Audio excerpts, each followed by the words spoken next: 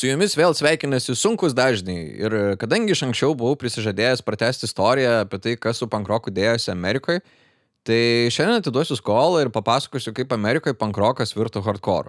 Šiaip jeigu su sunkiais dažniais nesat nuo pirmos laidos, tai priminsiu, kad pankrokas muzikoje kilo kaip reakcija prieš arenas renkančius susireikšminusius rockstarus su 20 minučių soliakais.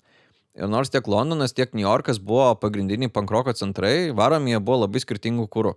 Jeigu Londone, pavyzdžiui, pankroko žibalas buvo klasinė santvarka ir užguitos darbo liaudės pyktis, tai niujorkietiškas pankrokas buvo varomas bohemietiško cinizmo ir įperkamos nuomos. Didžiąja dalim Niujorko pankai buvo humanitarinių specialybių ir menų studentai, į muziką atsineždami idėjas, kurios jau buvo keliamos vizualiuosiuose menuose ar literatūroje. Ir tokie postmodernistiniai klausimai, kas iš viso yra menas, keliami, pavyzdžiui, Warholą, kuris klausia, kuo aukštasis menas skiriasi nuo sriubos skardinės. Per pankroką muzikoje vedamas tų bohemščikų ištrynė skirti tarp aukštojo meno ir šlamšto, tarp virtuozo ir žmogaus, kuris moka 3 akordus, ir bendrai tarp atlikėjų ir žiūrovų. Ir pati pankų bendruomenė dėl to buvo ganėtinai uždara, nes sudaryta buvo iš inteligentų, kurie miglino tam tikruose klubuose Niujorke, o ilgainiui išsivadėjus pankroko šviežumui, dauguma jų persimetė į naujus ir madingus žanrus, kurie arba siūlė platesnį išraiškos laisvę kaip postpankas, arba siūlė daugiau pinigų kaip New Wave'as. Ir visas kultūrinis pankroko pagreitis sustojo iš esmės. Į 70-ųjų galą pankrokas iš tas normas turėjusio supjaustyti pjūklo buvo tapęs atšipusių peilių sviestui, įstrigęs kaip poros miestų fenomenas, kuris tos žadėtos kultūrinės revoliucijos taip ir netnešė. Miestai tuo metu net nebuvo ta vieta šiaip, kur gyveno daugiausiai žmonių, nes pirmoji vietai buvo priemiesčiai su 5% populiacijos, miestuose gyveno gal tik 30% ir likę 25% buvo kaimai. Tai nebuvo šiaip čia kažkoks labai naujas trendas, nes priemiesčiai ėmė plėstis iškart po Antrojo pasaulinio karo, kai po karo grįžtantiem kareiviam ėmė trūkt būstų, kurie galėtų kurti šeimas ir darytis vaikus. Ir valstybė čia ištiesė pagalbos ranką, gerokai palankesnės sąlygas, suteikdama paskolom naujos statybos namam priemiesčiuose, nei renovuodama daugiabučius miestuose. Ir dažnai ten net nelabai reikėdavo net ir jokio pradinio įnašo, ten tiesiog ateini su švarku ir marškiniais kažką paprikolini, vyriškai paspaudi ranką, ir namas realiai tavo. O laikais, kai miestai skurdo ir gatvėse vyko kova už būvį, priemiesčiai leido atsiskirti nuo visų šitų negandų, kadangi tuo metu automobiliai buvo gaminami šalies viduje ir nesunkiai įperkami, tai tipiniam amerikiečiui tapo normalu važiuoti visur, net ir gyvenant tolimesnėse priemiesčių dalyse. Įprasta kelionė trukdavo ten maždaug 100 km nuo namų iki darbo ir atgal, nes darbas iš namų dar tada nebuvo išrastas. Tik jeigu tuo metu dar gerokai jaunesni baby boomeriai tą namuką priemiestį su garažu 2 mašinam matė kaip tam tikrą amerikietiškosios svajonės išsipildymą, jų atžalom toks gyvenimo būdas taip labai idiliškai netrodė, nes nors teoriškai jie vietos turėjo kiek tik tais nori, praktiškai 0 erdvių buvo pritaikyta jiem. Laiką leis buvo galima arba mokykloje, arba prekybcentriuose, o ką beveiktum turėjai nuolatinį palydovą, tai yra mažesnėm bendruomenėm būdinga spaudimą elgtis taip kaip visi. Tai jeigu miestas turi tą prabangą, kad ten gali būti didžiausias išsišokėlis ir apie tave vis tiek iškart visi pamirš, tai priemiesčiai funkcionuodavo kaip maži kaimukai, kuriuose visi vieni apie kitus viską žino. Tik dar nuo 73 nepadėjo net ir tai, kad nors vairuotojo pažymėjimą galėjai gauti nuo 16, Egiptui su Sirija užpuolus Izraelį, Jungtinės valstijos suskubo į pagalbą savo sąjungininkui ir JAV kaip tiesioginį atsaką iš OPEC valstybių gavo naftos embargą. Tai šalies viduje kilo degalų deficitas, prie degalinių driekėsi kilometrinės eilės ir kilo degalų kainos, tai net ir su mašina kaip paauglys tu nelabai galėjai nukeliauti labai toli. O ieškant ką veikti, kai negali niekur dingt, kai visi mokyklai klauso arba disco, arba Fleetwood Mac, pankroko įrašai iš Niujorko ir Londono scenų buvo bent jau geras garso takelis tavo frustracijom. Tuo pačiu ta muzika skatino ir labai visą tą imk ir daryk mindsetą, įgalindama paauglius pačius burtis į grupės, tų boomerių tėvų garažus išnaudojant bent jau kaip repeticijų vietas. Tik patys ėmėsi kūrybos ir nelabai mokėdami groti savo instrumentais, bet bandydami skambėti panašiai Ramones, jie pakoregavo ir patį pankroko soundą. Tai rašydami dainas apie savo patirtis, jie pačioj muzikai paliko tik tai, kas jiem atrodė svarbiausia, tą patį esminį pankroko brandolį, ir iš čia tas hardcore pavadinimas, ir į tą brandolį jėjo tik tais buvimo prieš nuotaikos, greitis ir agresija. Ir viena pirmųjų tokių iš priemiesčių kilusių grupių yra 1977 Orange County, Kalifornijai, susibūrusi Mike Patton ir brolių Jeff Mike Bruce Atu grupę The Middle Class. Čia beje nėra tas pats Mike Pattonas, kuris Faith No More ir Mr. Bungle frontino, tiesiog vardas ir pavardė ta pati. Tai jeigu dauguma pirmosios bangos punkų labai demonstruodavo, kokie visuomenės atskalūnai, nors studino prestižiniuose univeruose, The Middle Class savo socialinę padėtį deklaravo labai atvirai. O tą idealistinį amerikietiškosios svajonės vaizdą jie apvertė ant galvos, parodydami, kaip gyvenimas tuose La La Lando kvartaluose gali dusinti, jaučiant tokį spaudimą ir izoliaciją, kad norisi iššėkti plaučius. Beje, kitaip nei visi punkai, prieš tai sekė labai aiškiai instrukcija, kaip turėtų rengtis, ar kokias šukuosenas nešiot. The Middle Class tiesiog punkavo be odinių striukių ir žiogelių, ar kaip kad buvo būdinga iki tol. Ir iki tol, kol instrumentus pasijungdavo į stiprintuvus, jie atrodė tiesiog kaip normalūs vaikai. Jų Out of Vogue EP pasirodęs 79-ais, plačiai laikomas jau ne punk roko, o būtent hardcore įrašų su didesniais tempais ir visa agresija, kuri telpa į minutės trukmės dainą. Tuo pačiu šitas EP apiformino ir visą hardcore idėjinį pagrindą, tai yra, kad mums nereikia to gyvenimo, kuris mums bandomas primest, mes pabūsim ne madoj. Tai paklausykim tą progą mano mėgstamiausio gabalo nuo paauglystės laikų, kuris visą laiką labai rezonuodavo, kai integracija su aplinka neidavo sklandžiai. The Middle Class, Out of Vogue.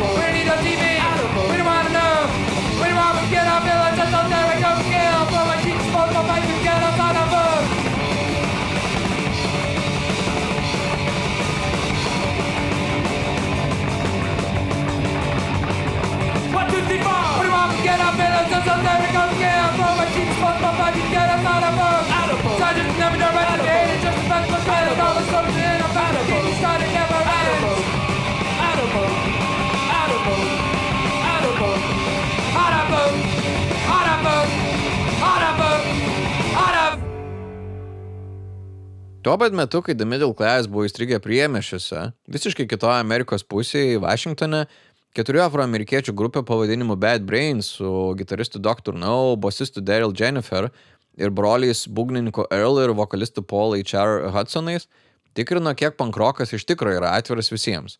Ir nors teoriškai pankrokas trynė ribas ir įgalino žmonės, nepaisant jų lyties, rasės ir įgūdžių, imti instrumentą ir pasakyti, ką galvoji, realiai jis ilgainiui tapo dar vienu outletu baltų vyrų pykčiui.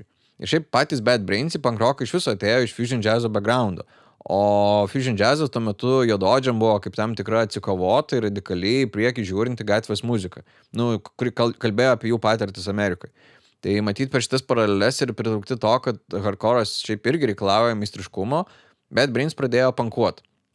Tik jeigu dauguma pankroko grupių tuo metu dideliu tempu bandydavo maskuoti skylės savo technikoje, Bad Brains kaip buvę jazzmenai mokėjo grot greit ir techniškai, kas juos visą galvą aukščiau iškėlė iš visų kitų sino grupių. O vėliau nuėję į Bob Marleyaus koncertą, jie susidomi regiu ir tampa rastamanais. Tai taip jie jau suderina pankroko įmą prieš sistemą, kaip rastamano įmą prieš Babiloną. Čia kaip korumpuota ir materialistiška vakarų sistema. Tai per šitas sąsajas jų setlistuose pasirodo regio gabalai, kurie labai gerai subalansuodavo setus, nes klausydavo įgaudavo porą hardcore gabalų, kur ten viskas labai intensyvu, ir tada per regio interpuką tiek pati grupė, tiek ir klausydavai galėdavo biškį atsipūst. Ir kai aš sakau, kad jų hardcore'iniai įstojimai būdavo labai intens, tai ilgai netrukus Bad Brains buvo užbaininti daugumoje Vašingtono klubų, dėl ko dalinai atsakingas buvo jų frontmanas HR, nes kaip vaikystėje lankėsi akrobatikais, prokonsus darydavo backflipus, kol žmonės vieni per kitus šokinėdavo žmonių skalbimo mašinoje tokioj. Tai ieškant pavadinimo, jam toli ieškoti ilgai nereikėjo ir savo pirmą albumą jie pavadino Band in DC, kurį išleido jau 82 metais, jau persikėlė į New Yorką, kur koncertavo tam pačiam CBGB's klube, kaip ir Ramones ar Plasmatics prieš juos. Ir Bad Brains atsisakė ir su pankroku dažnai gretinamo nihilizmo, ir nors savo agresyviam skambesiu jie pridavė ir žinutę, kad jeigu viskas blogai, tau padės pozityvus požiūris. Ir Bad Brains maišydami dalykus, kurie daugelio supratimu maišytis neturėjo, visiškai nekreipė dėmesio į tai, ką apie tai mano kritikai, ir padarė labai fainų dalykų. Tai parinkau jų gabalą Don't Need It.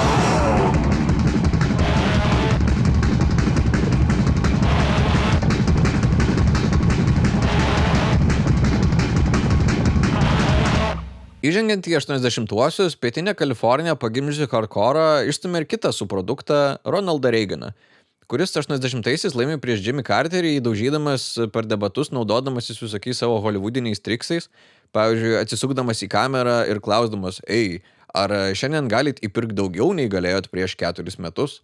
Ir būtent priemiesčių vidurinioji klasė, kuri dauguma buvo patriotiški karo veteranai, didelių mokesčių skeptikai, kurie valdžia nepasitikėjo, nors būtent ta valdžia jam ir padėjo tuos namukus ir susipirkt, buvo pagrindinis Reagano rinkėjas. Reaganas šitą jausmą išnaudojo, siūlydamas atverst naują lapą su šūkiu Make America Great Again, po kurios lipėjo visokių viešų programų karpimai, kad tavo sunkiai uždirbti pinigai nebūtų atidami kažkokiem dikaduoniam. Bendrai Reaganas save pozicionavo kaip tvarkos nešėjas, tokias 70-mečio dėmes kaip Watergate'as ar Vietnamo karas, kartu suplakdamas į vieną krūvą su tokiais žmogaus teisų laimėjimais kaip abortų legalizavimas. Ir taip Reaganas visus šitus piktus outsiderius sutelkė prieš save kaip menų, mažumų, moterų, gėjų, liberalų, benamių ir darbininkų priešas. Hardcore jis tapo kone visko, kas blogai ikona. Ir kitame Kalifornijos priemiestyje Hermosa Beach gitaristas Greg Ginn 76 subūręs grupę Panic, ties 80-aisiais pervadina į Black Flag. Čia viena vertus kaip į tradicinį anarchistų simbolį, tą juodą vėliavą, bet tuo metu taip pat buvo ir diklofosas, kuris vadinasi Black Flag. Ir yra versija, kad pavadinimas gal ir iš ten. Tai Greg tuo pačiu metu įkūrė ir savo labelą SST Records, kad galėtų leisti savo kūriamą muziką, nes joks labelas prie šito žanro nenorėjo liestis. Ir grupė apturi besikeičiančių frontmenų rotaciją iki kol 81. Tuomet 20-metis ledainės menedžeris Henris Rollinsas per Black Flag koncertą gavo progą sudainuoti jų gabalą Clocked In, nes jam sekančią dieną reikėjo anksti keltis į darbą. Ir kadangi visai neblogai pavyko, jie kaip tik ieškojo vokalisto, tai jie jį pakvietė į perklausą ir po trumpo balsavimo Rollinsas tapo naujoju Black Flag vokalistu. Tik darbas Black Flag buvo žymiai sunkesnis nei ledainiai, nes gyveno jie nesiprausę, susispraudė į furgoną ir grodami kraudam, kurie keldavo muštynės pastoviai. O kadangi ten, kur jie grodavo, sekdavo ir muštynės visada, tai tekdavo dylinti ir su policija, kurie tuos koncus, kai kuriuos išvaikydavo dar jiem neprasidėjus. Ten policininkai civilių rūbai sekdavo SST labelo narius, klausėsi jų telefoninių pokalbių, kad žinotų, kur bus koncertai, kad juos galėtų sustabdyti. Ir vienintelis būdas Black Flag išlikti kaip grupiai buvo promint save patiem lankstinukais, grafičiais, lipdukais ir, praktiškai gyvenant gastrolėse. Tai jeigu čia atrodytų, kad toks gyvenimas ir tokia darbo aplinka dėkingesnė vyrams, tai nuo 83 prie jų prisijungė ir basistė Kira Rosler ir su jais atgrojo jinai iki pat grupės iširimo 86. Savo agresyviom bosiniam linijom Kira tapo žiauriai svarbia Black Flag soundo dalim. Tai tą progą parinkau Black Flag gabalą Out of This World iš albumo In My Head, kuris buvo išleistas jau beveik pat prieš jam išyrant.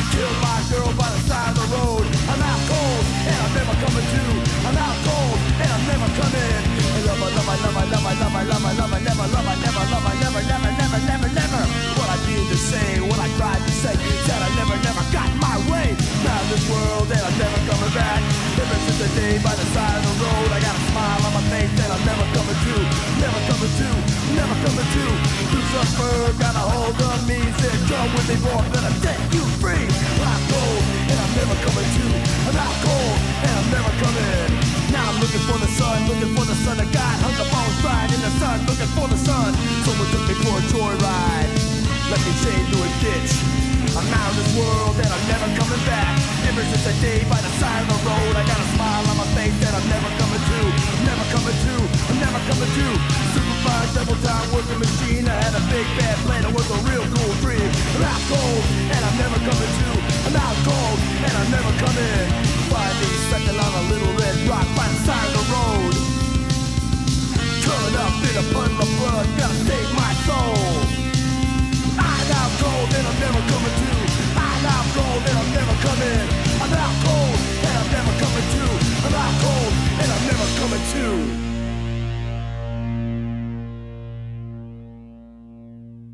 vienas iš pankroko paradoksų buvo tai, kad viena vertus grupės turėjo eiti prieš tipinį rockstaro įvaizdį, prieš visą tą sex, drugs and rock'n'roll, bet tokie punkai kaip Darby Crash iš The Germs ar Sid Vicious iš Sex Pistolsų savo dienas baigė perdozavę heros.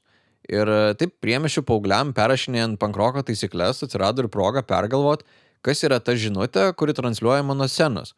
Ir tame pačiame Vašingtone pamatęs Bad Brains gyvai, Ian Mackay su būgnininku Jeff Nelson 80-ais įkūrė grupę Minor Threat.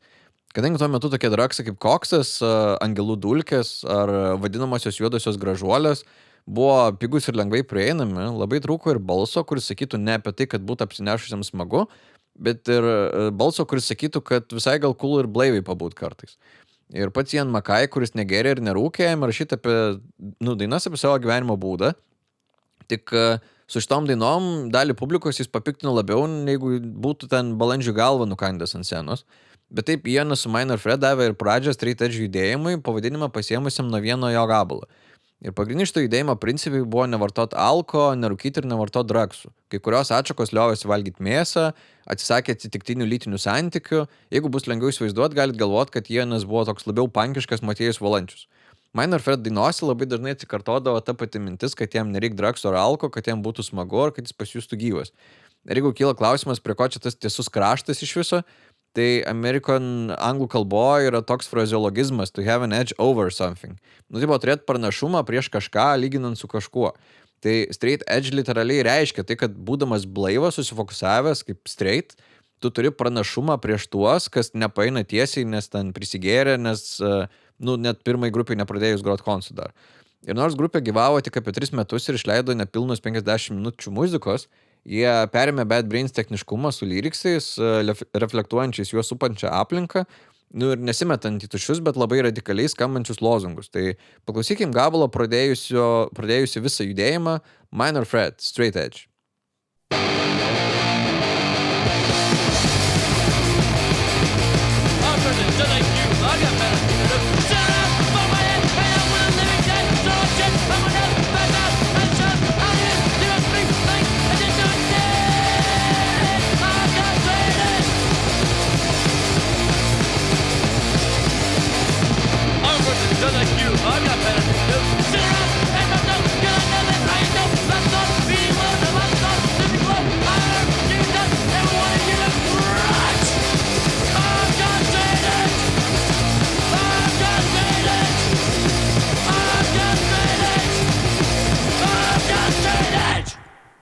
Atgal vėl persikeliant į Kaliforniją, tik dabar jau San Franciske 78 susibūrė Dead Kennedys, konservatyvę Ronaldo Reagano eros Ameriką šiurpino savo labai neskoningų pavadinimų.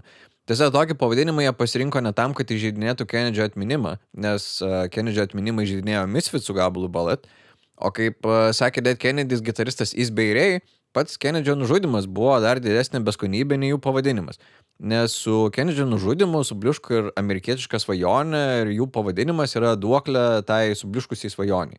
Beje, Is Beirei buvo ne vien tik aštrialiežuvis, bet ir greitapirštis, nes grodamas jis įtraukdavo visokių motyvų, pasiskolintų iš surf roko, rockabilio, bet vis tiek grojant hardcore.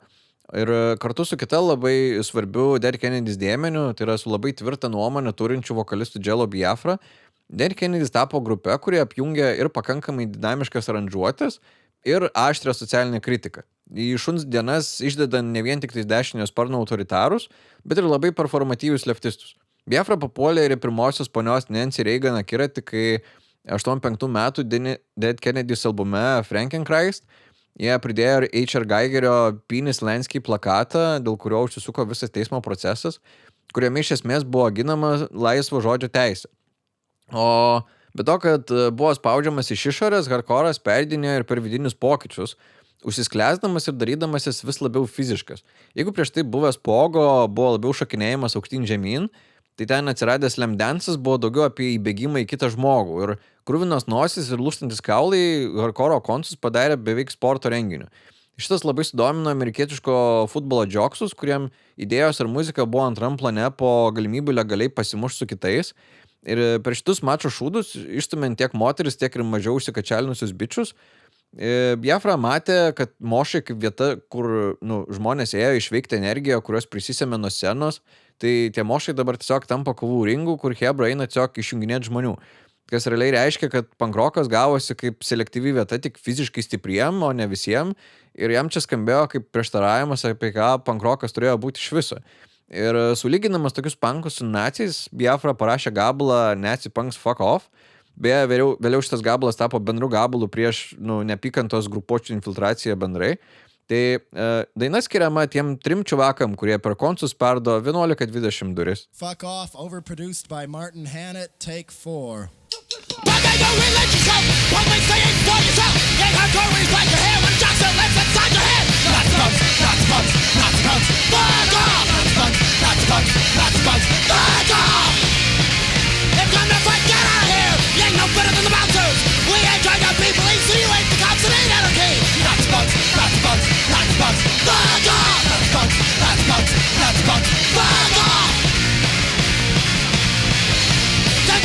What a man!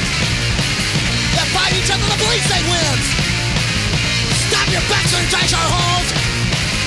Trash your bank if you got real balls. There's nothing left to go for cool. Realize things on your school like coaches, businessmen and cops and the real boys making me the first to go. Nazi punks, Nazi punks, Nazi punks. Fuck off! Nazi punks, Nazi punks, Nazi punks. Fuck off! You've been the first to go, you've been the first to go, you've been the first to go. What lets you think? Jeigu Ian Mackay Straight Edge Movement'ui davė pavadinimą ir taisyklių rinkinį, tai Al Borel 81 Bostone subūręs grupę Society System The Control, pavadinimą vėliau susitrumpinus į SS The Control, Straight Edge judėjimui pakėlė kartelę ir Bostone įsiubavo visą bendruomenę aplink gyvenimo būdą be dragsų, alkoholio ar tabako. Skatina būti atidiem patiems savo ir laikytis asmeninės nepriklausomybės.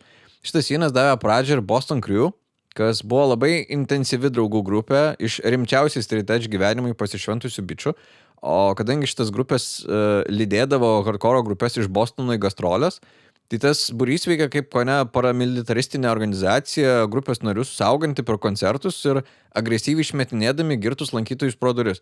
O grįžtant prie SS The Control, jų 82 metų debiutinis albumas The Kids Will Have Their Say išleistas buvo pačio Ian Mackay label'e, kurį jis ir kūrė tam, kad galėtų išleisti savo muziką iš Minor Threat. Tai pats albumas klausosi kaip kartos manifestas, taip vyresnę kartą kaltinant dėl karų, priespaudos ir vaidmainystės. SS The Control būna ne ką mažiau piktiem nei The Middle Class, bet gal su aiškesniu taikiniu. Tai paklausykime SS The Control gabalo The Kids Will Have Their Say.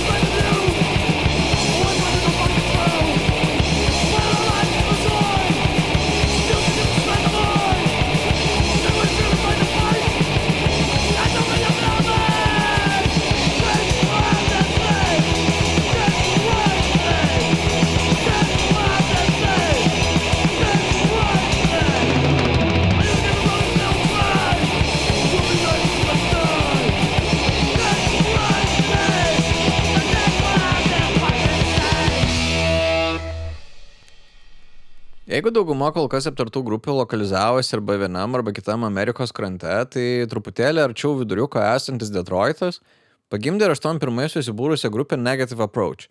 Detroitas šiaip nebuvo kažkokia dykynė ir dar iki oficialios pirmosios pankroko bangos iš ten kilo pankroko krikštatėvių vadinamas Iggy Popas ar tokios grupės kaip MC5. O Negative Approach nuo savo dainų nulupo visą melodiškumą, sukuriant gerokai šaižesnį ir agresyvesnį soundą klausytojus baudžiančių kaip kerzinio bato spyris per žandą.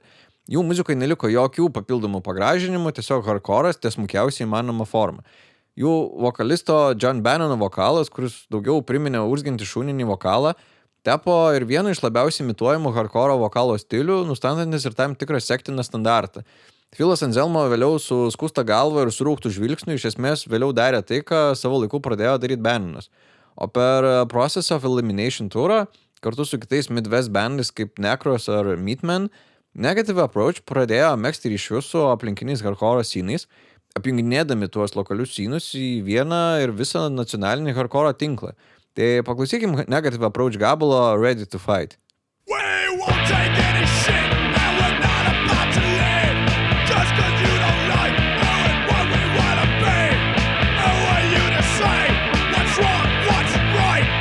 If it's what it takes, we're ready to fight.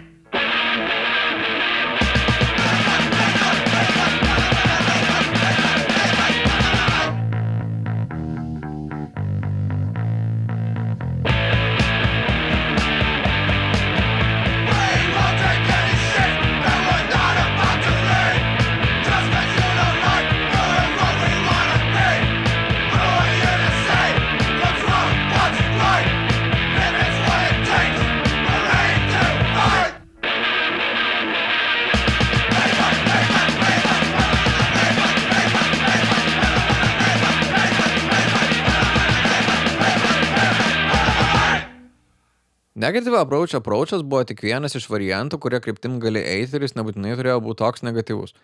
3-15-mečiai nerdai iš Hermosa Beach, gitaristas Frank Navetta, bosistas Tony Lombardo ir būgnininkas Bill Stevenson susibūrė 7-8 kaip The Descendants ir įrašė pirmą gabalą Ride the Wind kaip divo stiliaus New Wave ir Dick Dale su roko hybridą. O kai prie jų vėliau prisijungė vokalistas Mila Ockerman, su jie pradėjo gerti per daug kavos, kaip kad ir aš pradėjęs gyventi su pana, dėl ko jų muzika labai pagreitėjo ir atsirasdavo didžiulį energijos šuolį. O jeigu labai dažnas pankrockerio kaip personos įvaizdis būdavo piktas nihilistas arba angažuotas politinis provokatorius, tai The Descendants buvo tiesiog nerdai ir dainavo jie ne tiek apie aukštas materijas, kiek bendrai apie bėdas randant merginą, kavą, maistą ir bendrai tą jausmą, kai jautiesi kaip balta varna. Jų albumo artworkai, turintis tokį pieštinį žmogeliuką su akiniais, realiai tiesiog perpešė jų frontmaną, bet šitai suteikia ir leidimą punkam eiti kažkokį atviresnį ryšį su aplinka ir nebijoti iš savęs pasijuokti. Descendants realizavo ir tą memesą, kuriam būna į Ned of Flanders ir Simpsonų panašus žmogus, ir ten būna prierašas koks nors, kad jeigu grupės basistas atrodo taip, tai tu mošė mirsi. Tai čia praktiškai visi Descendants nariai yra. Ir, tiesa, Descendants kaip grupė apturėjo ir kelias pertraukas, nes jų būgnininkas Bill prisijungė prie Black Flag kuriam laikui, kol vokalistas Milo rašė biochemijos daktaro disertaciją tema apie genetinį kukurūzo kodą. Tai tiek Offspringai, tiek ir Blink-182 pasistatė namus ir nusipirko mašinas, pasiskolinę Descendants formulę, rašydami greitas, bet melodiškas dainas apie santykius. Tai tą progą paklausykim bene romantiškiausių Descendants gabalo Marriage. Do you know what I think about you? Do you know what I feel is true? Do you know what I think about her? I know she thinks about me, I'm sure. I don't know why it's so, but it's true. I don't know why it's so, but it's true. So you know what I think about you? Do you know what you want me to do? See me staring at you. Do you know what I want you to do? I don't know why it's so, but it's true. I don't know why it's so, but it's true. I don't know why it's so, but it's true. I don't know why it's so, but it's true. I don't want to have sex with you. I wanna be your friend, I wanna be with you, I want you to marry me. So you know what I think about you. Do you know that my split is you? I know I want you to be my wife and stay with me the rest of your life. Do you know? Do you know? Do you know? Do you know? Do you know what I think about you?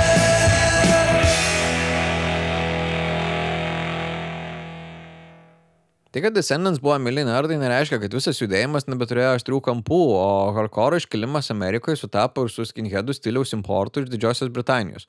Tik jeigu UK skinai klausė Amerikos skinai klausė hardcore, bet perėmė britiškus atributus kaip skustos galvos arba bomberiai. Nes ir Amerikoje šitai reprezentavo maišto formą prieš hipius ir prieš verslininkus.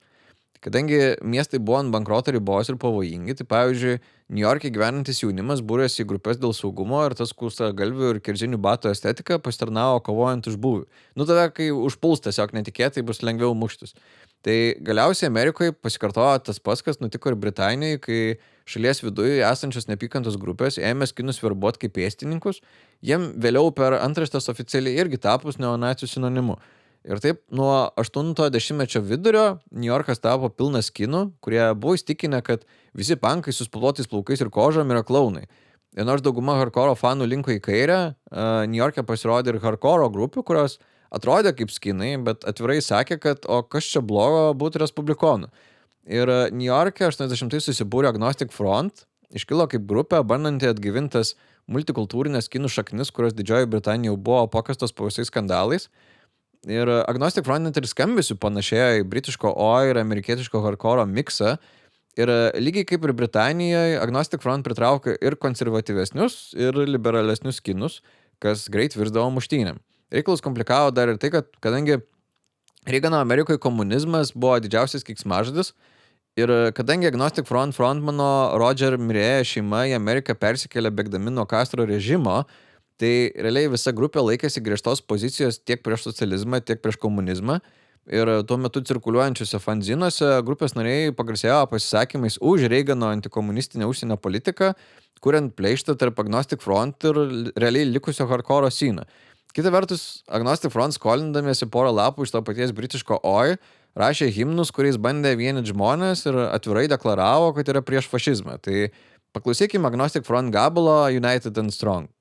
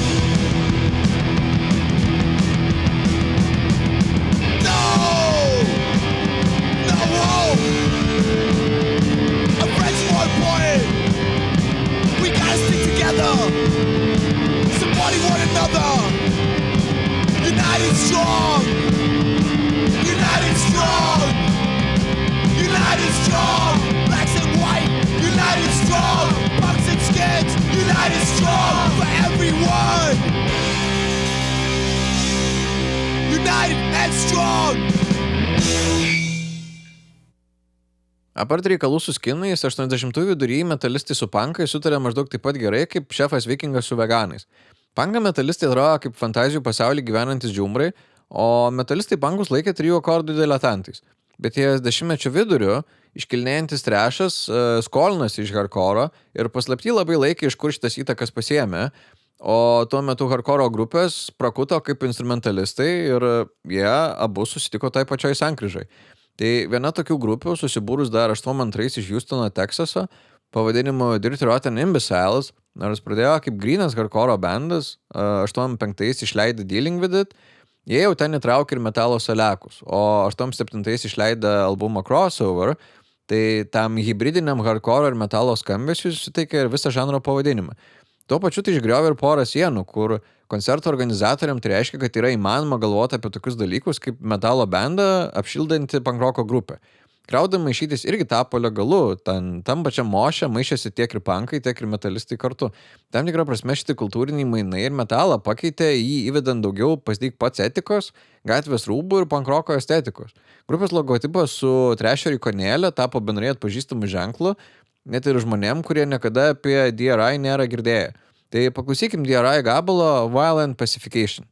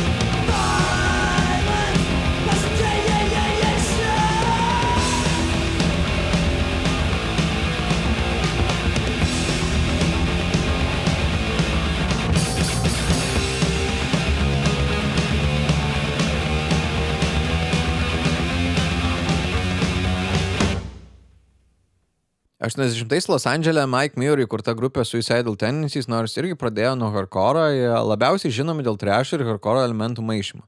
Suicidal Tendencies įvardinami kaip crossover trash tėvai kartu su ką tik klausytais Texaso DRI ir New Yorko Stormtroopers of Death. Prisidėjo ir prie to, kad hardcore'as iš Rusų papuolė MTV per jų gabalą Institutionized, kuris buvo pirmasis hardcore gabalas gavęs reguliarią klipo rotaciją per MTV. O kadangi Kalifornija visi skeitino, Suicidal Tendencies į muziką atsinešė ir skeiterių kultūros. Vėliau išėjus tokiem geimam kaip Tony Hawk's Pro Skater, Suicidal Tendencies natūraliai įsipaišė į playlistą ir buvo atrasta naujos kartos skeiterių kaip grupė. Beje, jeigu įskausto punkai išvaizdos prasme varijuodavo nuo nerdų iki skinų, Suicidal Tendencies įnešė labai vakarų pakrantį būdingų išvaizdų. Čia kaip Čolo. Čolo čia yra toks Meksikos ir Amerikos kultūrų mišinys, kur vienintelis apibūdinimas, kurį aš čia dabar sugalvojau, yra atrodė tik tvarkingai, bet už nedidelį biudžetą. Nešioja beisbolkas atlenktais napais, oversizinius flanelinius marškinius ir mėlynas kareles. Ir visa šita išvaizda ilgainiui net įgavo atskirą pavadinimą kaip Suicidal, kas mainstreaminiai medijai priminė tai, kaip rengėsi gaujos. Ir medija tą eskalavo iki tokio lygio, kad Suicidal Tendencies buvo net uždrausta groti daugumoje LA klubų. Suicidal Tendencies praplėtė visą tą hardcore žodyną tiek garsiškai, tiek ir vizualiai, parodydami, kad undergroundinė muzika neturi laikyti eurocentristinio stiliaus, kad būtų maištinga. Tai paklausykim Suicidal gabalo Institutionized, kuris visą šitą reikalą ir užkūrė.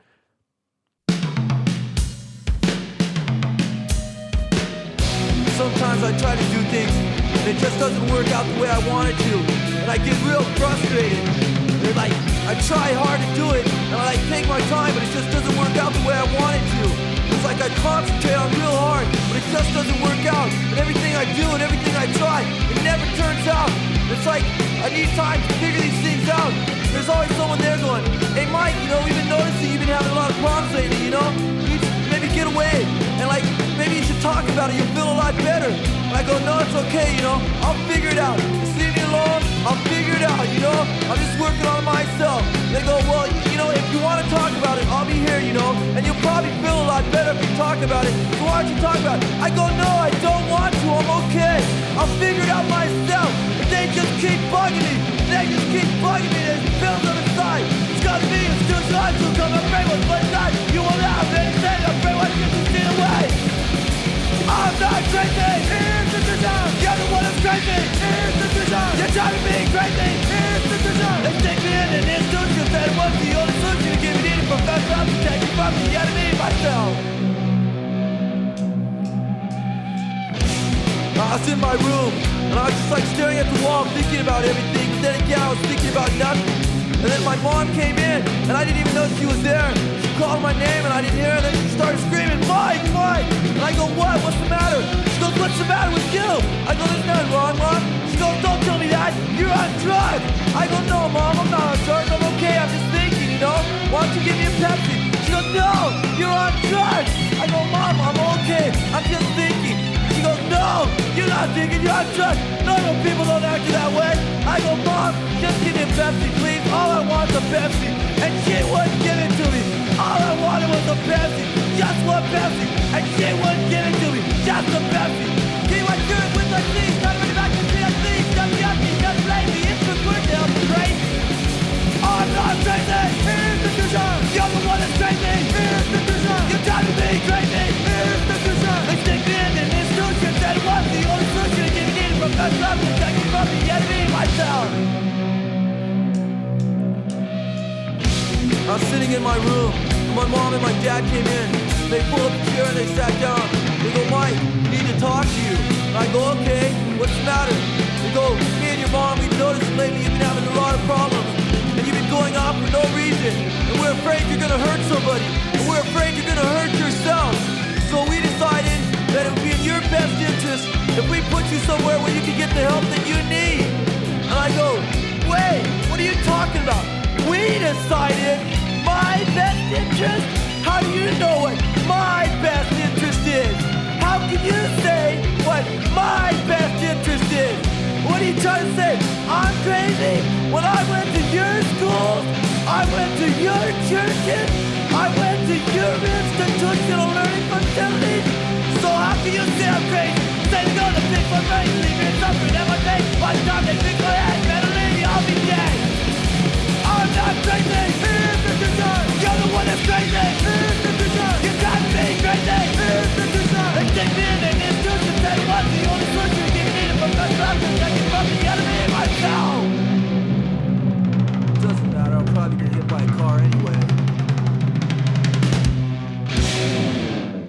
Metalo elementų įtraukimas buvo vienas iš būdų, kaip hardcore grupės bandė kovoti su ta amžina problema, kurią turi visi žanrai orientuoti į greitį ir paprastumą.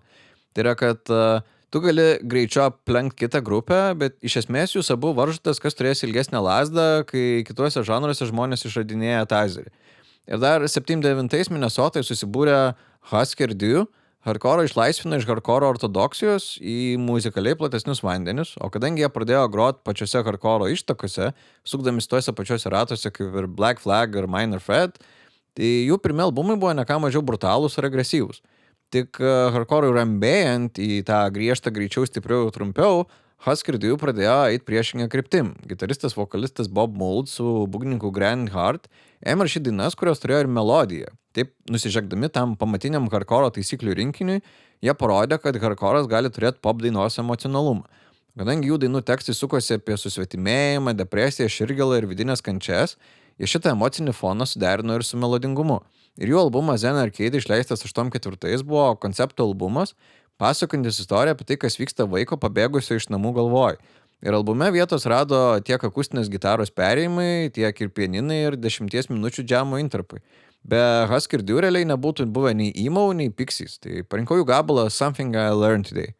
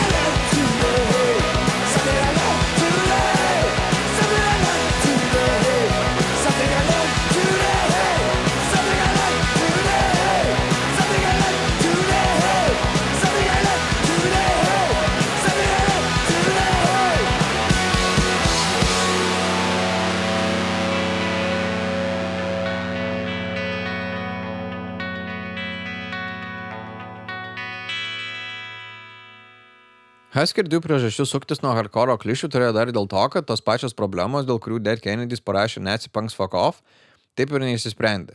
Viena vertus hardcore'as buvo labai dogmatiškas ir dėl to stagnuojantis, iš kitos pusės jis kai kuriem lankytojams tebebuvo vieta, kur galėjai pasimušti.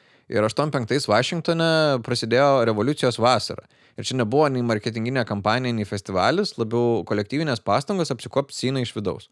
Šitas judėjimas prasidėjo nuo Amy Pickering, Ian MacKaye ir Guy Picciotto, per jų kūrimą muziką ir tapo pavyzdžiu kaip kur hardcore, kuris fokusuotis ant asmeninių temų, lėtinant tempą ir eksperimentuojant su įvairesniam dainų struktūrom. Ir viena iš tokių grupių parodžius, kaip hardcore būtų galima pakoreguoti, buvo jau minėto Guy Picciotto grupė Rites of Spring.